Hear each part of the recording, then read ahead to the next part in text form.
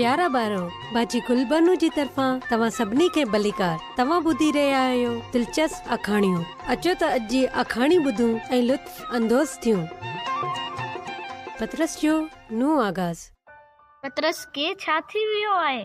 हू अॻु वांगुरु अॼु बि मज़ाक न करे रहियो आहे। अॼु हू तमामु फ़र्क़ु लॻी रहियो आहे ऐं हू एतिरो ख़ामोश आहे। पतरस ॾाढो ग़मगीन ऐं उदास लॻी रहियो हो। हुन हिकु थेलो कुल्हे ते खयो, हिकु अणॾिठल ऐं गरो थेलो। उन में छा थी सघे थो? पतरस कॾहिं बि हुन जे बारे में ॻाल्हि न कंदो हो। हिकु अजीब ॻाल्हि ही हुई त जॾहिं बि हू संडे स्कूल में हूंदो हो तॾहिं हुनखे पंहिंजे थेले जो वज़न वधीक महसूस थींदो हो। पतरस खे ख़बर हुई त जेसि ताईं हुन थेले जो वज़न हुन जे कुल्हनि ते रहंदो तेसी ताईं ख़ुदा हुन सां ख़ुशि न थींदो। हू हुन सोच में पंहिंजे घर हलियो वियो। हुनखे अकेलो रहणो हो। हू सिधो पंहिंजे कमरे में हलियो वियो। हू रुगो उन्ही सोच में हो। जेका वज़न हू पंहिंजे कुल्हनि ते वठी घुमी रहियो हो, उहे शयूं जेके हुन दुकान मां चोरी कयूं हुयूं, उहे पैसा जेके हुन पंहिंजी माउ जे पर्स मां चोरी कया हुआ, उहे कूड़ ऐं गंदो मज़ाक जंहिंसां हू माण्हू खे खिलाईंदो हो।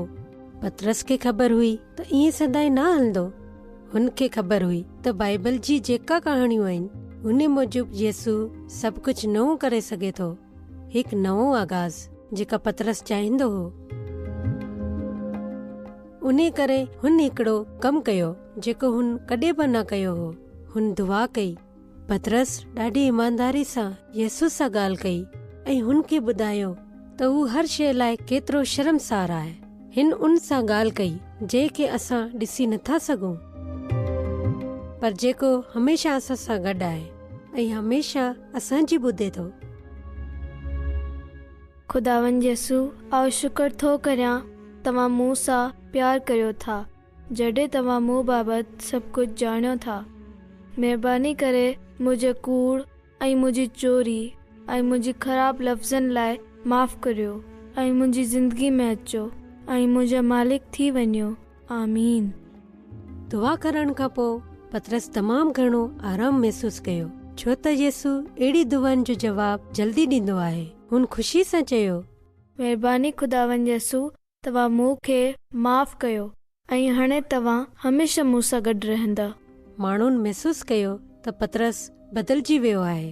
हुन माण्हुनि खे उदास रहण जो सबबु ॿुधायो, जेतोणीकि उन में कुझु माण्हू हुन ते मज़ाक कयो ऐं हुननि जी ॻाल्हियुनि खे न समझी सघिया।